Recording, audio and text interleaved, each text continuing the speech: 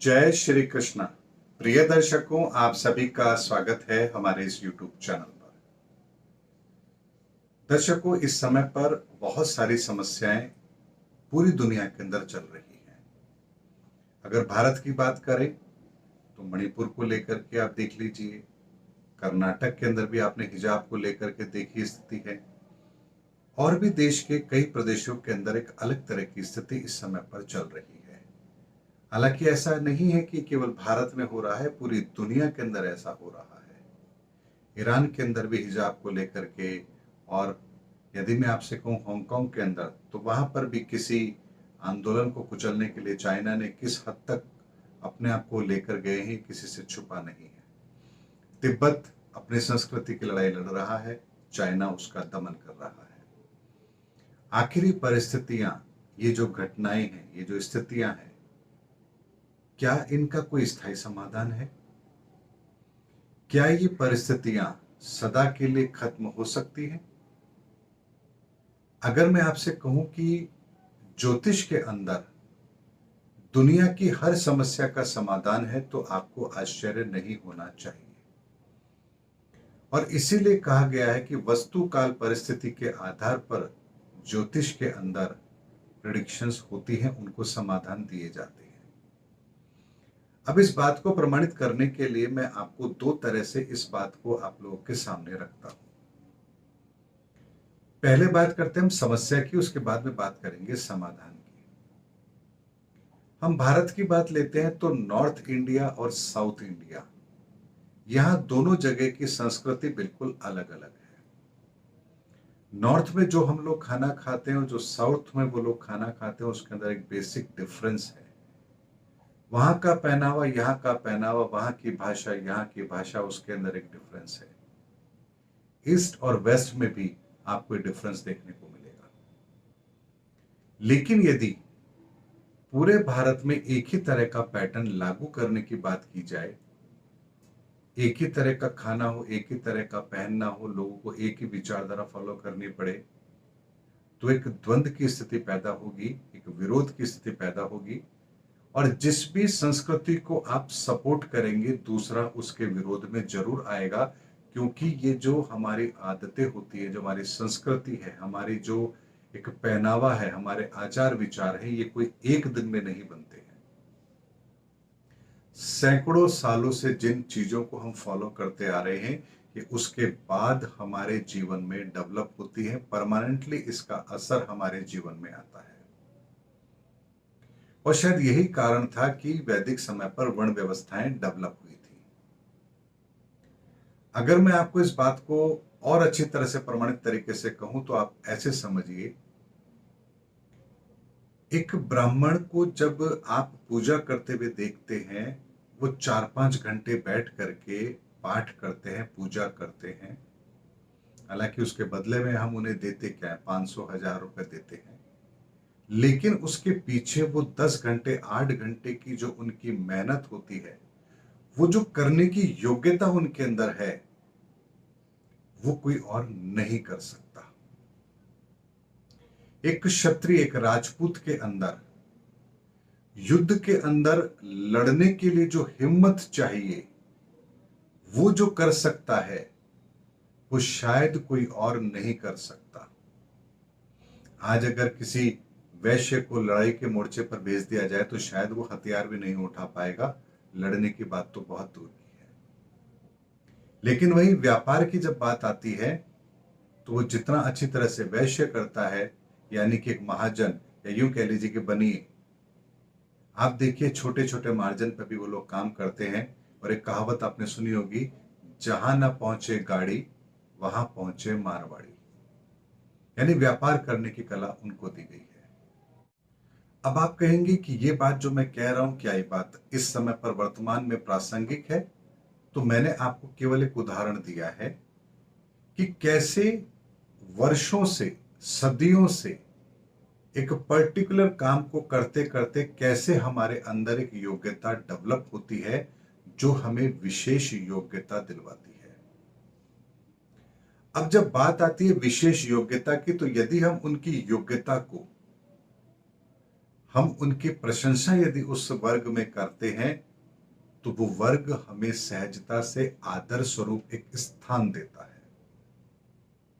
लेकिन जब व्यक्ति स्वयं को श्रेष्ठ बताने का प्रयास करता है और किसी दूसरे को उसकी श्रेष्ठता, उसकी विद्वता को कम आंकने की कोशिश करता है, विरोध वहीं शुरू होता है। अभी मैंने आपके सामने एक उदाहरण रखा है, अब इसको मैं आपको एस्ट्रोलॉजिकल इसका क्या समाधान दिया गया है, मैं उसके आधार पर आपको बात बताता हूं। ज्योतिष में कहा गया है कि व्यक्ति के वस्तु काल परिस्थिति के आधार पर उसको समाधान देना चाहिए। यानी एक उदाहरण है ये, इसको आप जब प्रैक्टिकल लाइफ में एप्लीकेबल करेंगे तो आपको समस्या का समाधान नजर आएगा। मान लीजिए किसी को राहु की दशा चल रही है और वो बचपन में आई है, तो राहु उसे अलग तरह के रिजल्ट देता है। युवा अवस्था में आती है तो राहु उसे युवा अवस्था में क्या परिणाम देने हैं, उसके परिणाम देने के तरीके अलग होते हैं। वृद्ध अवस्था में उसको अलग तरह के परिणाम मिलते हैं। ग्रह एक ही है, व्यक्ति की कुंडली भी एक ही है, लेकिन उसी कॉम्बिनेशन में एक युवा को, एक बच्चे को और एक वृद्ध को जब वो महादशा आएंगी तो उसको परिणाम अलग अलग तरह के मिलेंगे, क्योंकि युवा के साथ वो राहु उसी तरह का बर्ताव करेगा जैसे उसके परिणाम प्रभावित हो। एक बच्चे को रोजगार से संबंधित समस्या नहीं दे सकता, क्योंकि बच्चा तो रोजगार करता ही नहीं है, उसके पास तो कोई रोजगार है नहीं। एक युवा के खिलौने उसे ना मिले, उसकी शिक्षा में बाधा आए, ऐसा नहीं होगा, क्योंकि युवा तो शिक्षा प्राप्त कर चुका है, अब तो उसको व्यापार करना है, अपनी गृहस्थी चलानी है। एक वृद्ध को वो स्वास्थ्य से संबंधित दिक्कत देगा, क्योंकि अब उसके लिए स्वास्थ्य महत्वपूर्ण है, क्योंकि जीवन तो जीत चुका, पैसा जो कमाना था वो कमा चुका है, बच्चे उसके सेटल हो चुके हैं। इसी तरीके से दर्शक को ज्योतिष के अंदर भी जो ये वस्तुकाल परिस्थिति की जब बात आती है, वो इसीलिए आती है कि व्यक्ति के उसकी मूल चीज पर ग्रह प्रहार करते हैं अच्छे या बुरे समय को देख करके। यही समय अच्छा आएगा तो बचपन में अगर राहु की दशा मान लीजिए आई है, तो ऐसे संपन्न परिवार में पैदा होगा कि उसको सब कुछ मिलेगा सहजता से। युवा अवस्था में आई राहु शुभ है, तो व्यक्ति चाहे कुछ भी संसाधन ना हो, बैकग्राउंड उसका बहुत गरीबी से हो, लेकिन तब भी वो एक बहुत बड़े व्यापार को करने में कामयाब रहेगा। वृद्ध अवस्था में आएगी, चाहे कुछ भी उसके पास ना रहा हो, लेकिन उस समय पर हो सकता है कोई राजनीतिक लाभ उसे मिले, समाज में कोई बड़ी प्रतिष्ठा मिले, और वो अपने जीवन के अंदर बहुत ऊंचे पदों को प्राप्त करेगा, एक अच्छे सम्मान को प्राप्त करेगा। दर्शकों, ये बात मैंने आपके सामने इसलिए रखी है कि जैसे ग्रह हमें वस्तु काल परिस्थिति के आधार पर रिजल्ट देते हैं, ठीक उसी तरह हमें भी ये समझना चाहिए कि हर वर्ग की भी अपनी एक लिमिटेशन है, एक अपनी सोच है, अपनी एक संस्कृति है, अपना एक पहनावा है, अपनी एक चाल ढाल है, उसके अपने एक पारिवारिक माहौल है, और यदि उसमें कोई दखल अंदाजी करता है तो ये चीज कभी भी किसी को भी बर्दाश्त नहीं होती है, और यही सबसे बड़ा कारण होता है दुनिया के अंदर विरोध का। इसीलिए हमें समाज के अंदर हर वर्ग की अच्छाइयों को आगे लेकर के आना चाहिए, ना कि किसी वर्ग की बुराई को इंडिकेट करना चाहिए। आप देखिए, नॉर्थ इंडिया के अंदर इडली सांभर बहुत खाया जाता है, जबकि वो साउथ का खाना है। पंजाब का मक्के की रोटी, सरसों का साग आपने सुना होगा, आज पूरे भारत के अंदर उसके चर्चे होते हैं। यानी जो चीज अच्छी है उसे दुनिया सहजता से स्वीकार करती है, लेकिन जो चीज सही नहीं है, हम यदि उसको साइडलाइन करके किसी की अच्छाइयों पर यदि फोकस करेंगे तो हमें हर चीज का समाधान अवश्य मिलेगा। आदिवासी कोई लोग हैं, उनके अंदर भी, उनकी संस्कृति के अंदर भी कुछ परंपराएं ऐसी होंगी जो अच्छी होंगी। हम यदि उसको आगे रख करके बात करें, हर वर्ग की अच्छाई को लेकर के यदि हम आगे उसके आगे बात रखें, तो निस्संदेह व्यक्ति हमारी बात को स्वीकार करता है। आज अगर हमारे घर में भी कोई मेहमान आता है और यदि हम अपने ही अपनी बात कर रहे हैं, उसकी सुन ही नहीं रहे हैं, तो वो मेहमान भी थोड़े समय के बाद हमसे कटना शुरू हो जाएगा। वो कहेगा कि अपनी अपनी बात बोलते हैं, हमारी तो सुनते नहीं है। लेकिन वही अगर आप अपने मेहमान की बात सुनते हैं, अच्छी लग रही है, बुरी लग रही है, अलग विषय है, लेकिन अगर आप उसकी बात सुनते हैं, प्रेम से सुनते हैं, तो वो आपके साथ आत्मीयता के साथ आगे बढ़ने को तैयार होता है, आपके रिलेशंस उसके साथ डेवलप होते हैं। इसीलिए इस पूरी दुनिया के अंदर जब तक हम विविधता में एकता की बात नहीं करेंगे, व्यक्ति की अच्छाई के साथ उसको स्वीकार नहीं करेंगे, तब तक इस दुनिया के अंदर एकता कायम हो ही नहीं सकती। क्योंकि ज्योतिष के अंदर भी आता है कि अगर कोई समस्या है तो उसका समाधान आपको देना है। आज हम भी एस्ट्रोलॉजर हैं, अगर हमारे पास कोई मुस्लिम व्यक्ति आता है, अपने समाधान पूछता है, तो हम उसको ये नहीं कह सकते कि तुम रोज हनुमान चालीसा का पाठ करो, चाहे अगर उसका मंगल अच्छा है तो। हमें उसको उसके धर्म के आधार पर उपाय देना होता है। अगर किसी का सप्तम भाव खराब है, हम कहते हैं मैरिड लाइफ में डिस्टर्बेंस आएगी, लेकिन जब आप एक हिंदुस्तानी की कुंडली देखते हैं, भारतीय की कुंडली देखते हैं और एक विदेशी की कुंडली देखते हैं, तो विदेश में रहने वाले तो 80-90% लोगों के वैवाहिक जीवन में डिस्टर्बेंस होता है, क्योंकि वहां तो एक कल्चर बन चुका है।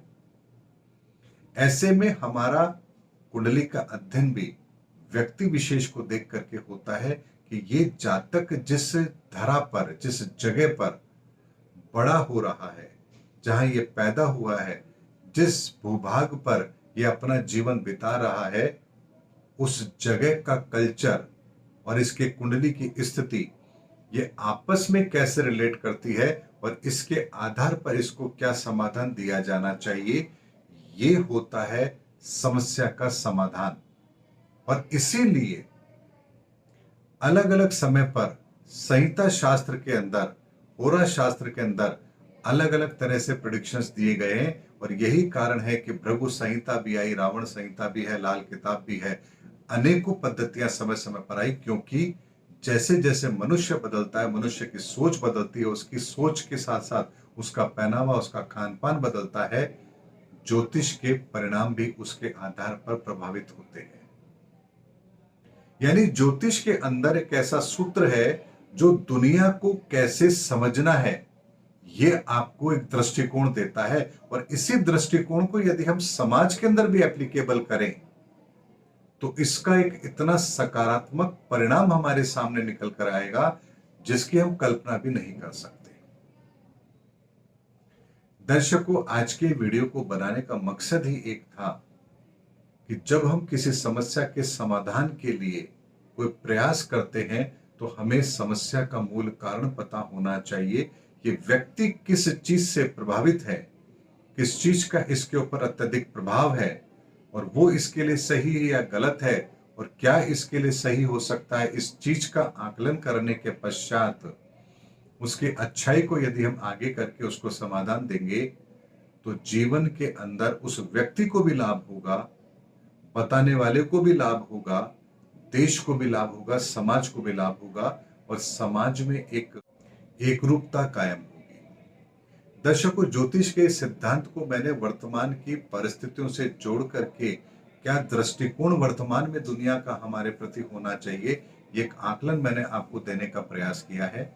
एक ऐसा प्रयास है जो शायद ही कोई करने की कोशिश करेगा, क्योंकि ये एक सेंसिटिव सब्जेक्ट भी है। कई बार शब्द ऐसे हो सकते हैं कि किसी वर्ग विशेष को ठेस पहुंच सकती है, इसीलिए बहुत मर्यादित शब्दों का प्रयोग करके हर वर्ग की अच्छाई को ध्यान में रखते हुए फिर मैंने एक प्रयास किया है कि कैसे हम इस दुनिया की समस्याओं का समाधान स्थायी तौर पर निकाल सकते हैं, लेकिन उसके लिए हमें ब्रॉड वे में उस वर्ग की अच्छाइयों को ध्यान में रखते हुए, उसको आगे रखते हुए फिर हमें उसको समाधान देना पड़ेगा। हमें समस्या का समाधान जरूर मिलेगा।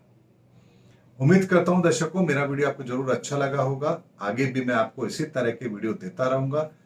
बने रहिए हमारे इस चैनल पर। जय हिंद, जय भारत।